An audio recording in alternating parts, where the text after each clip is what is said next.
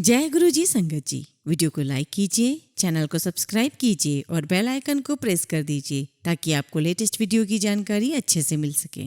जय गुरु जी संगत जी। गुरु जी का अनंतम अनंतम शुक्राना। गुरु जी के श्री चरणों में कोटि कोटि प्रणाम और गुरु जी की प्यारी प्यारी संगत को जय गुरु जी। संगत जी, क्या आप जानते हैं कि मनुष्य का सच्चा साथी कौन है? एक बात हमेशा याद रखना कि संसार में समय बदलने पर अच्छे से अच्छे साथ छोड़कर चले जाते हैं। केवल एक धर्म ही है जो घनघोर बीहड़ और गहरे अंधकार में भी आपका साथ नहीं छोड़ेगा। आपकी परछाई भी आपका साथ छोड़ दे, परंतु धर्म आपका साथ कभी नहीं छोड़ेगा, बशर्ते कि आप उसका साथ ना छोड़ो। इसलिए धर्म को मजबूत बनाइए, वही तो आपका सच्चा साथी है।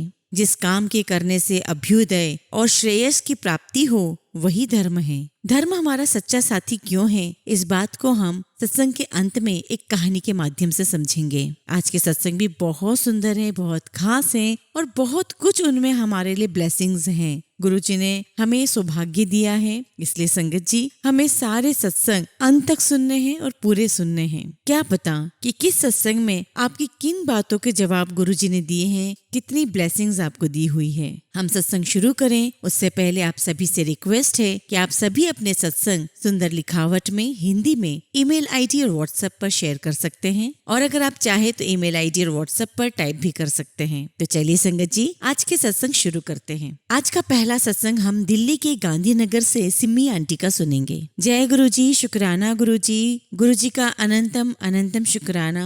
प्यारी संगत को जय गुरु जी। ओम नमः शिवाय, शिव जी सदा सहाय। ओम नमः शिवाय, गुरु जी सदा सहाय। गुरु जी कहते हैं अपनी जर्नी शुरू से शुरू करो। मेरा नाम सिम्मी है और पहली बार मैं गुरु जी के बड़े मंदिर 2016 में गई थी। शायद गुरु जी ने बुलाया था। मैं जब भी गुरु जी के स्वरूप को किसी और के घर में देखती थी तो मुझे बहुत सुंदर लगता था गुरु जी का स्वरूप, और मैं मन में सोचती थी कि कितने सुंदर है, कितना सुंदर चेहरा है, बहुत तेज है चेहरे पर यह नहीं पता था कि गुरु जी बड़े मंदिर छतरपुर के ही हैं। फिर एक दिन एक आंटी ने मुझे बताया कि छतरपुर बस जा रही है, अगर जाना हो तो 11 बजे बस स्टैंड पर आ जाना। तो मैं बस स्टैंड पर चली गई। सारी संगत टाइम से आ गई थी। फिर हम बड़े मंदिर छतरपुर पहुंच गए। वहां पहुंचकर सबसे पहले हम लोगों ने जूता घर में अपनी चप्पलें उतार कर रख दी। फिर हम मंदिर के लिए लाइन में लग गए। मंदिर के अंदर जाकर हमने इतना बड़ा शिवलिंग देखा और देखते ही रह गए। इतना सुंदर शिवलिंग आज तक नहीं देखा था। बिल्कुल भी मेरी नजर शिवलिंग से नहीं हट रही थी। फिर लाइन से हम सब मंदिर के अंदर आ गए। मंदिर इतना सुंदर था कि नजर हट ही नहीं रही थी।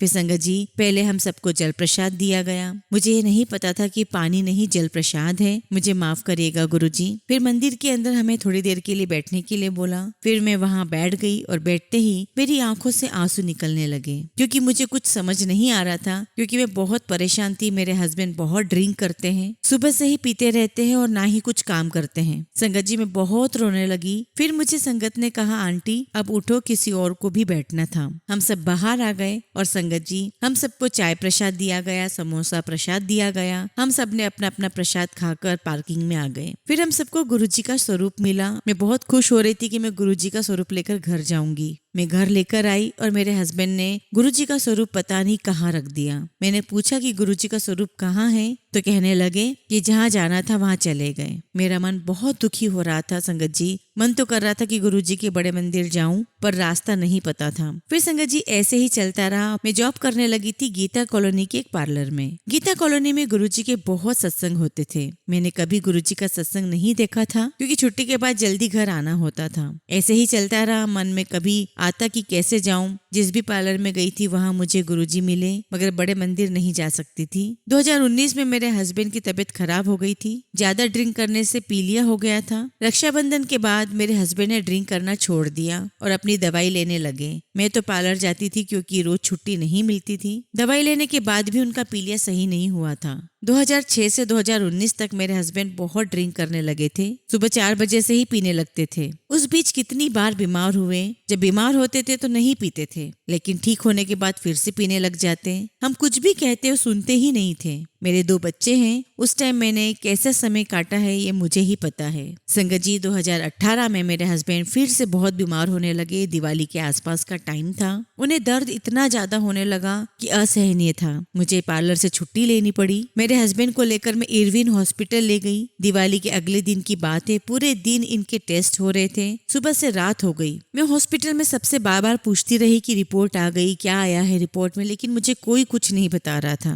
फिर सुबह 3 बजे डॉक्टर ने बताया कि इनका लीवर डैमेज हो गया है। डॉक्टर ने कहा कि हॉस्पिटल में एडमिट कार्ड बनवा लो। संगत जी, समझ ही नहीं आया कि करूँ तो क्या करूँ। बहुत परेशान हो रही थी। घर आकर बताया कि डॉक्टर ने लीवर डैमेज होने का बताया है और एडमिट कार्ड बनवाने के लिए बोला है ताकि हम एडमिट करवा सकें। संगत जी, मैं रोज जाती एडमिट कार्ड बनवाने के लिए, लेकिन वहाँ जब भी जाती खिड़की बंद हो जाती और रोज के 50 फाइल ही बनती थी। मेरी एक फ्रेंड है जो कि फ्रेंड कम मेरी बहन ज्यादा है, उसने किसी से फाइल बनवा दी। फाइल बनने के बाद डॉक्टर ने इतने टेस्ट बोल दिए कि 1 महीने तक हम टेस्ट ही करवाते रहे और टेस्ट के बाद हमें डॉक्टर को दिखाना था। लेकिन इसी बीच मैंने बसंत कुंज, जो कि लीवर का हॉस्पिटल है, मैंने वहाँ अपॉइंटमेंट ली हुई थी। 12 दिसंबर 2019 में हमें बहुत मुश्किल से वहाँ अपॉइंटमेंट मिला। वहाँ डॉक्टर को दिखाया, कुछ रिपोर्ट्स थी मेरे पास, उसे देखकर डॉक्टर ने कहा लीवर ट्रांसप्लांट करना पड़ेगा। मैं बहुत परेशान हो गई सुनकर कि इतना पैसा कहाँ से लाऊंगी। डॉक्टर ने कहा और टेस्ट करवाने हैं। टेस्ट कम से कम 50,000 के थे और ब्लड भी चढ़वाना था जो 25,000 उसमें भी लग जाते। प्रोटीन के इंजेक्शंस लगवाने थे, कम से कम उसमें 5 से 10,000 रुपए लगते। इतना पैसा कहाँ से आएगा, बस मैं इसी परेशानी में थी। और संगत जी, सच में गुरुजी की ब्लेसिंग्स उसी दिन से मेरे साथ थी। मुझे पता नहीं था कि टेस्ट के लिए किसी ने मुझे बताया हुआ था एक फॉर्म भर दो तो सारे टेस्ट फ्री हो जाएंगे। मैंने भी फॉर्म भर दिया। उसके बाद हमारे सारे टेस्ट फ्री हो गए। टेस्ट के बाद की रिपोर्ट देखकर डॉक्टर भी हैरान हो गए कि तुम्हारे साथ चमत्कार हुआ है। फिर मेरे हस्बैंड की तबीयत ठीक होने लगी। फिर मैं दोबारा गुरुजी के सत्संग जो मेरी फ्रेंड के यहाँ हो रहा था, मैं वहाँ गई 4 जुलाई 2023 को, और 7 जुलाई 2023 गुरुजी के बर्थडे पर भी मैं सत्संग में गई। वहाँ मुझे गुरुजी का स्वरूप मिला, ब्रेसलेट मिला। फिर से गुरुजी के बड़े मंदिर छतरपुर जाने का बहुत मन हो रहा था, पर किस तरह जाऊं मुझे समझ में नहीं आ रहा था। रोज यूट्यूब चैनल पर गुरुजी के सत्संग आते हैं कि मैं तेरे साथ हूँ, चिंता ना कर, हर वेले शुक्राना कर। और मैं सोच रही थी कि कैसे सत्संग शेयर करूं, पर बार बार गुरुजी का मैसेज आया, पुत्र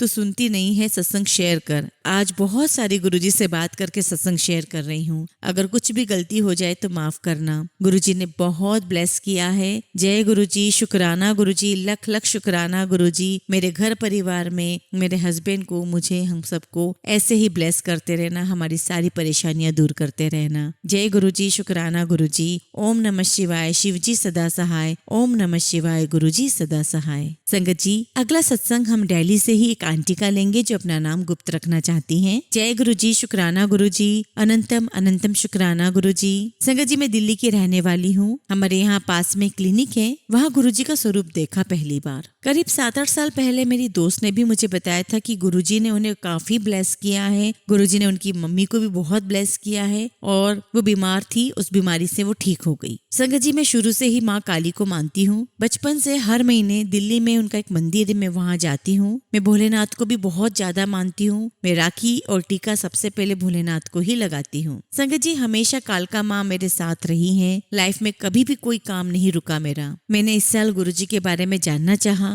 मैंने बहुत बार गुरुजी के बारे में सुना है, यह भी सुना है कि गुरुजी सबकी सुनते हैं, बिना बोले ही वो आपकी हर मुश्किल समझ लेते हैं। कोई चीज गलत हो तो वो हमारे लिए सही कर देते हैं। ये मैंने बहुत कुछ सुना था गुरुजी के बारे में। संगत जी, मैं पिछले 3 या 4 साल से घर लेने का सोच रही थी। मैं अभी रेंट पर हूँ। मैं किसी न किसी कारण से घर को नहीं ले पा रही थी। जब भी घर देखने जाती, या तो मुझे जगह समझ में नहीं आती या कभी घर पसंद नहीं आता। एक जगह फाइनल की, लेकिन वहाँ पर पेपर पूरे नहीं हुए थे। एक जगह और पसंद की, लेकिन वो बहुत दूर पड़ रहा था। फिर मैंने एक दिन गुरुजी से अरदास की कि गुरुजी, अब सब कुछ आप पर छोड़ दिया है। आप ही हमें जो भी मकान दिलवाएंगे वो हमारे लिए बहुत अच्छा होगा। आप ही कोई अच्छा मकान दिलवाइए। और फिर संगत जी, एक दिन हमें किसी ने मकान दिखाया। करीब 3 से 4 मकान दिखाए होंगे और 2 से 3 दिन बाद फिर दिखाए, लेकिन हम बहुत थक गए कि क्या करें, शायद किस्मत में ही हमें मकान नहीं है। संगत जी, इसी बीच जो हमने एक मकान देखा था उसे हमने रिजेक्ट कर दिया था। हम फिर उसे दोबारा देखने गए और वो हमें पसंद आने लगा। और जिस दिन हम उसकी बात करने गए, वहाँ गुरुजी का स्वरूप था। मैंने गुरुजी से बोल दिया, अब आपके हाथ में है। और उस दिन हमारी उस मकान की डील फाइनल हो गई। गुरुजी की इतनी ब्लेसिंग्स थी संगत जी, हमारे पास इतने पैसे नहीं थे कि हम वो मकान भी ले पाए, मगर गुरुजी ने सारी अरेंजमेंट करवा दी। मुझे पूरा यकीन है गुरुजी ही आगे की सारी व्यवस्था भी करवाएंगे। ऐसे मेरे बहुत सारे सत्संग हैं, मगर आज मेरा पहला सत्संग था। अगर मुझसे सत्संग में कुछ भी भूल चूक हुई हो तो मुझे क्षमा कीजिएगा। आगे और भी सत्संग शेयर करूंगी। अभी मैं अपने सत्संग को यहीं विराम देना चाहती हूँ। जय गुरु जी, शुक्राना गुरु जी का लख लख शुक्राना। संगत जी, अगला सत्संग हम यूएसए से एक आंटी का सुनेंगे जो अपना नाम गुप्त रखना चाहती हैं। ओम नमः शिवाय, शिव जी सदा सहाय। ओम नमः शिवाय, गुरु जी सदा सहाय। जय गुरु जी, शुक्राना गुरु जी। सारी संगत को जय गुरु जी। संगत जी, मैं यूएसए से हूँ और मैं अपना पहला सत्संग शेयर कर रही हूँ। मैं गुरु जी से साल 2015 में पहली बार मिली। मेरी मम्मी ने मुझे कहा कि चलो बड़े मंदिर चलते हैं, वहाँ से ब्लेसिंग्स लेकर आएंगे। तब मैंने मम्मी से पूछा कि कौन से गुरु जी हैं। मेरी मम्मी ने मुझे कहा कि मुझे भी कुछ खास पता नहीं है, लेकिन बहुत सुना है उनके बारे में। तो हम दोनों निकल पड़े बड़े मंदिर के लिए। वहां जाकर बहुत बहुत अच्छा लगा। बहुत ही ऑर्गेनाइज मंदिर है, बहुत क्लीन है, बहुत वेल ऑर्गेनाइज है, सारी चीजें बहुत डिसिप्लिन है और बहुत शांति है। बहुत अच्छे हमारे दर्शन हुए। हमने लंगर प्रसाद लिया। मुझे और मेरी मम्मी को दोनों को ही नहीं पता था कि लंगर एक ही प्लेट में कोई और 3 लोगों के साथ खाया जाता है। मेरी मम्मी और मेरे लिए बहुत ही डिफरेंट एक्सपीरियंस था, मगर जैसी गुरुजी की मर्जी, हमने बहुत आनंद पूर्वक लंगर प्रसाद खाया और हम फिर बाहर आ गए। जब हम वापस जाने लगे तो मैंने किसी संगत से पूछा कि हमें गुरुजी का स्वरूप कहाँ मिलेगा, मगर सबने मुझे कहा कि गुरुजी का स्वरूप तो गुरुजी ही देंगे। I was like what they are talking about. फिर मैं थोड़ा और आगे गई, फिर किसी से पूछा कि स्वरूप कहाँ से लेना है। Then again they said the same thing कि गुरुजी ही खुद आएंगे। और ऐसे हम आगे बढ़ते गए, हमें स्वरूप नहीं मिला। मैं और मम्मी घर आ गए और अगले दिन मैं यूएसए आ गई। And to be very honest Sangat ji, मैं भूल गई कि मैं गुरुजी के मंदिर भी गई थी और वहाँ क्या हुआ था। I just start my normal life here. I am so sorry guruji, मगर शायद आपने मुझे उस टाइम एक्सेप्ट नहीं किया था, इसलिए। वैसे तो मेरी लाइफ में बहुत स्ट्रेस रहता है संगत जी। जब से शादी हुई है तब से मेरी लाइफ में बहुत स्ट्रेस रहता है, बट जैसे भी है लाइफ चल रही है। 21 साल हो गए शादी को संगत जी, बट वो खुशी से आज भी वंचित हूँ। जो मैरिड कपल्स में प्यार होता है, रिस्पेक्ट होता है। मुझे अभी बच्चे भी नहीं हैं, लेकिन मैंने कभी भी वाहे गुरुजी से कंप्लेन नहीं की। जैसा है अच्छा है, कल बेहतर हो जाएगा, बस इसी उम्मीद पर चलती गई हूँ मैं। फिर एक दिन ऐसे इंस्टाग्राम पे रील्स देख रही थी तो एक इन्फ्लुएंसर है कीर्ति, उन्होंने बहुत ही सुंदर गुरुजी का स्वरूप ब्रेसलेट पहना हुआ था। और जैसे ही मैंने देखा तो मुझे लगा कि अरे ये तो वही गुरुजी है जिनके हम मंदिर गए थे। और कोइंसिडेंट ये था कि मेरी मम्मी भी यूएसए आने का प्लान कर रही थी, तो मैंने अपने ज्वेलर फ्रेंड को कहा कि मुझे ठीक ऐसा ही स्वरूप ब्रेसलेट बना दो। उसने कहा ठीक है, बना दूंगा। फिर मुझे याद आया कि जब हम लोग बड़े मंदिर गए थे 2015 में, तो हमने सबसे पूछा कि गुरुजी का स्वरूप कहाँ मिलेगा और सबने यही कहा कि गुरुजी स्वयं आएंगे, खुद गुरुजी देंगे। I was confused. Then my friend made the swaroop and और मेरी मम्मी फिर उस स्वरूप को यूएसए ले आई। मुझे ब्रेसलेट स्वरूप बहुत ही सुंदर लगा and I was very very happy for the same reason. फिर मैंने उस ब्रेसलेट स्वरूप को मंदिर में रखा, जोत लगाई और पहन लिया।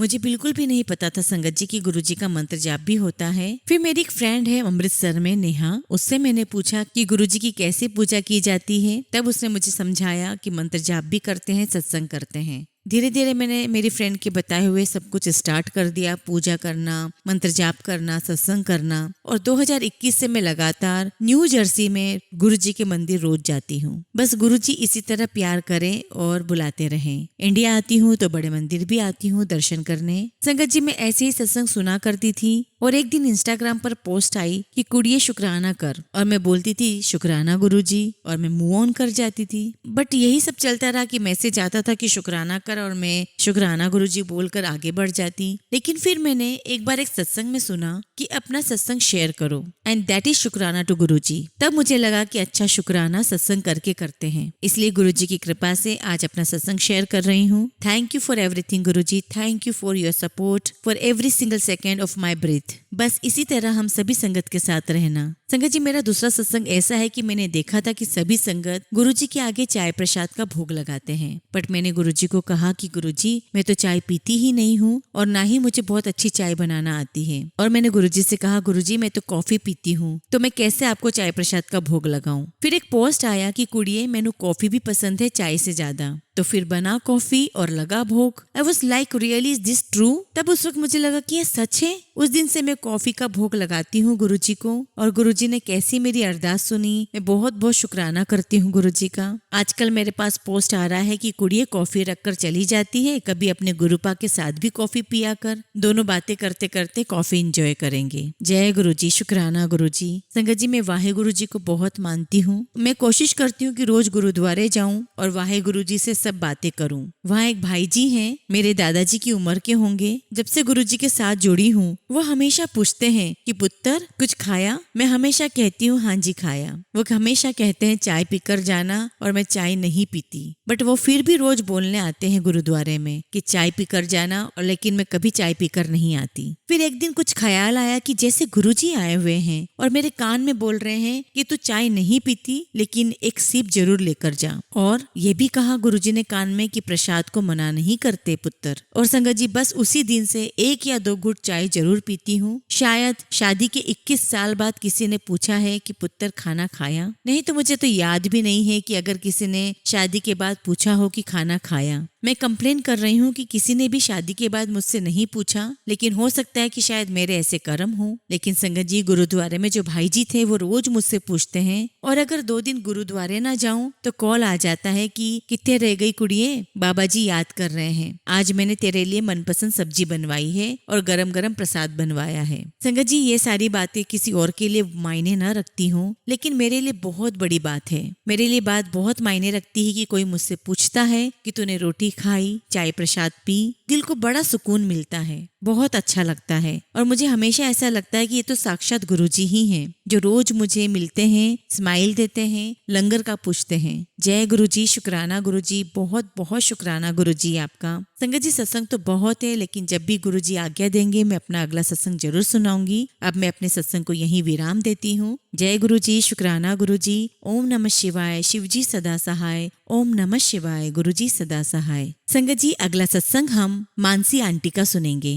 जय गुरुजी, शुक्राना गुरुजी, लख लख शुक्राना गुरुजी। ओम नमः शिवाय, शिवजी सदा सहाय। ओम नमः शिवाय, गुरुजी सदा सहाय। संगत जी, ये मेरा पहला सत्संग है। मुझे नहीं पता मेरा कनेक्शन गुरुजी से कैसे बना। बस मुझे मेरे कलीग ने कॉलेज में गुरुजी के बारे में बताया था। उन आंटी ने मुझे अपना सत्संग बताया था जब मैं अपने हॉस्टल के ग्राउंड में घूम रही थी। मैंने सोचा पता नहीं ये कौन से गुरुजी जिनके बारे में दीदी इतनी तारीफ कर रही है। मैं अपने रूम में आई और गुरुजी के बारे में सर्च किया, तब पता चला कि कौन गुरुजी हैं। सॉरी संगत जी, मुझे तब नहीं पता था। बस मैंने गुरुजी की स्टेटस पे स्टोरी देखी थी। मेरी मौसी, मेरे बहुत सारे फ्रेंड्स इनके बारे में स्टेटस डालते रहते हैं। बट जिस दिन मुझे आंटी ने उनके बारे में बताया और मैंने सर्च किया यूट्यूब पर, तो उस पर मंत्र जाप और भजन आए जो मैं पहले से सुनती आई हूँ, बट मुझे कभी रियलाइज ही नहीं हुआ कि मैं गुरुजी के भजन सुन रही हूँ। जय गुरुजी, शुक्राना गुरुजी, ये सब उन्हीं की कृपा है। एक्चुअली संगत जी, मैंने अभी ग्रेजुएशन किया है और मैं साथ साथ आइल्स के लिए तैयारी कर रही हूँ। मैं बहुत टेंस रहती थी और मुझे मैसेज आते थे कि तेरे काम बनेंगे, तू मुझ पर विश्वास रख। लेकिन संगत जी, तब मुझे विश्वास नहीं था। मैंने एग्जाम दिए आइलेट्स के। स्पीकिंग में मुझे बहुत डर लग रहा था कि मेरे बैंड्स नहीं आए तो क्या होगा। मेरे पापा के पैसे लगे हुए थे, अगर मेरे बैंड्स नहीं आए तो मुझे दोबारा एग्जाम देनी पड़ेगी, और दोबारा एग्जाम देने का मतलब है मेरे पापा के दोबारा पैसे लगेंगे। और संगत जी, वो एग्जाम महंगी पड़ती है और हमारे पास वैसे भी इतना पैसा नहीं है। बहुत उल्टे सीधे विचार आते थे कि मेरा एग्जाम में नहीं होगा, मेरे बैंड्स नहीं बन पाएंगे। लेकिन गुरुजी की मेहरबानी है, गुरुजी की कृपा है, और उन्हीं की कृपा से मेरा रिजल्ट आ गया और बहुत अच्छे बैंड्स बने हैं। शुक्राना मेरे मालिक, शुक्राना मेरे गुरुजी। संगत जी, अगर सत्संग सुनाते हुए मुझसे कुछ भी गलती हो तो मुझे माफ करिएगा। मुझे पूरा यकीन है कि गुरुजी मुझे और ब्लेस करेंगे, आगे भी मुझे ऐसे ही ब्लेस करते रहेंगे, और जल्दी मैं अपना अगला सत्संग भी सुनाऊंगी। अब मैं अपने सत्संग को यहीं विराम देती हूँ। जय गुरुजी, शुक्राना गुरुजी, अनंतम शुक्राना मेरे गुरुपा। ओम नमः शिवाय, शिवजी सदा सहाय। ओम नमः शिवाय, गुरुजी सदा सहाय। संगत जी, शुरुआत में हमने बात की थी कि इंसान का सच्चा साथी कौन है। तो मैंने कहा था कि इंसान का सच्चा साथी उसका धर्म होता है। चलिए एक कहानी के माध्यम से समझते हैं। एक छोटे से गांव में श्रीधर नाम का एक व्यक्ति रहता था। स्वभाव से थोड़ा कमजोर और डरपोक किस्म का इंसान था। एक बार वो एक महात्मा जी के दरबार में गया और उन्हें अपनी कमजोरी बताई और उनसे प्रार्थना करने लगा कि हे देव, मुझे कोई ऐसा साथी मिल जाए जो सबसे शक्तिशाली हो और विश्वास पात्र भी, जिस पर मैं आंखें बंद करके विश्वास कर सकूं, जिससे मैं मित्रता करके अपनी कमजोरी को दूर कर सकूं। हे देव, भले ही एक ही साथी मिल जाए, पर ऐसा मिले कि वो मेरा साथ कभी न छोड़े। तो महात्मा जी ने कहा, पूर्व दिशा में जाना और तब तक चलते रहना जब तक तुम्हारी तलाश पूरी न हो जाए। और हाँ, तुम्हें ऐसा साथी अवश्य मिलेगा जो तुम्हारा साथ कभी नहीं छोड़ेगा, बशर्ते कि तुम उसका साथ ना छोड़ो। श्रीधर ने कहा, बस एक बार वो मुझे मिल जाए तो फिर मैं उसका साथ कभी नहीं छोड़ूंगा। पर हे देव, मेरी तलाश तो पूरी होगी ना। महात्मा जी ने कहा, हे वत्स, यदि तुम सच्चे दिल से उसे पाना चाहते हो तो वह बहुत आसानी से तुम्हें मिल जाएगा, नहीं तो वह बहुत दुर्लभ है। फिर उसने महात्मा जी को प्रणाम किया, आशीर्वाद लिया और अपनी राह पर चल पड़ा। सबसे पहले उसे एक व्यक्ति मिला जो शक्तिशाली घोड़े को काबू में कर रहा था। तो उसने देखा कि यही है वो। जैसे ही उसके पास जाने लगा तो उस इंसान ने एक सैनिक को प्रणाम किया और घोड़ा देकर चला गया। श्रीधर ने सोचा कि वो इंसान तो सैनिक ही है और वो मित्रता के लिए आगे बढ़ा, पर इतने में सेनापति आ गया। सैनिक ने प्रणाम किया और घोड़ा आगे किया। सेनापति घोड़ा लेकर चला गया। श्रीधर भी उसके पीछे पीछे खूब दौड़ा और अंततः वो सेनापति तक पहुंच गया। पर सेनापति ने राजा जी को प्रणाम किया और घोड़ा देकर चला गया। तो श्रीधर ने राजा को मित्रता के लिए चुना और उसने मित्रता करनी चाहिए, पर राजा घोड़े पर बैठकर शिकार के लिए वन को निकला। श्रीधर भी पीछे भागा और घनघोर जंगल में पहुंच गया, पर राजा कहीं नहीं दिखा। प्यास से उसका गला सूख रहा था। थोड़ी दूर गया तो एक नदी बह रही थी। वो पानी पीकर आया और एक वृक्ष की छांव में बैठ गया। वहां एक राहगीर जमीन पर सोया हुआ था और उसके मुख से राम राम की जप ध्वनि सुनाई दे रही थी, तथा एक काला नाग उस राहगीर के चारों तरफ चक्कर लगा रहा था। श्रीधर ने बहुत देर तक उस दृश्य को देखा। फिर वृक्ष की एक डाल टूटकर नीचे गिरी तो सांप वहां से चला गया। इतने में उस राहगीर की नींद टूट गई और वो उठा तथा राम राम का सुमिरन करते हुए अपनी राह पे चला गया। श्रीधर पुनः महात्मा जी के आश्रम पहुंचा और सारा किस्सा कह सुनाया। उसने पूछा, हे नाथ, मुझे तो बस इतना बताओ कि वो काला नाग उस राहगीर के चारों ओर चक्कर काट रहा था, पर वो उस राहगीर को डस क्यों नहीं पा रहा था? लगता है देव कि कोई अदृश्य शक्ति उसकी रक्षा कर रही थी। महात्मा जी ने कहा, उसका सबसे सच्चा साथी ही उसकी रक्षा कर रहा था जो उसके साथ था। तो श्रीधर ने कहा, वहां तो कोई भी नहीं था, बस संयोगवश हवा चली, वृक्ष से एक डाल टूटी और टूटकर नाग के पास जा गिरी और नाग चला गया। महात्मा जी ने कहा, नहीं वत्स, उसका जो सबसे अहम साथी था वो उसकी रक्षा कर रहा था, जो दिखाई तो नहीं दे रहा था पर हर पल उसे बचा रहा था। उस साथी का नाम है धर्म। हे वत्स, धर्म से समर्थ और सच्चा साथी जगत में और कोई नहीं है। केवल एक धर्म ही है जो सोने के बाद भी तुम्हारी रक्षा करता है और मरने के बाद भी तुम्हारा साथ देता है। हे वत्स, पाप का कोई रखवाला नहीं हो सकता और धर्म कभी असहाय नहीं होता। महाभारत के युद्ध में भगवान श्री कृष्ण ने पांडवों का साथ सिर्फ इसलिए दिया था क्योंकि धर्म उनके पक्ष में है। इसलिए हे वत्स, तुम भी केवल धर्म को ही अपना सच्चा साथी मानना एवं इसे मजबूत बनाना, क्योंकि यदि धर्म तुम्हारे पक्ष में है तो स्वयं नारायण और स्वयं सद्गुरु तुम्हारे साथ हैं। नहीं तो एक दिन तुम्हारे साथ कोई नहीं होगा और कोई तुम्हारा साथ नहीं देगा। यदि धर्म मजबूत है तो वह तुम्हें बचा लेगा, इसलिए धर्म को मजबूत बनाओ। इसलिए संगत जी, गुरु जी के सानिध्य में रहते हुए हमें अपने धर्म को मजबूत बनाना है, हमें धर्म की राह पर चलना है, तभी गुरु जी का आशीर्वाद भी हमें प्राप्त होता रहेगा। जय गुरु जी, शुक्राना गुरु जी।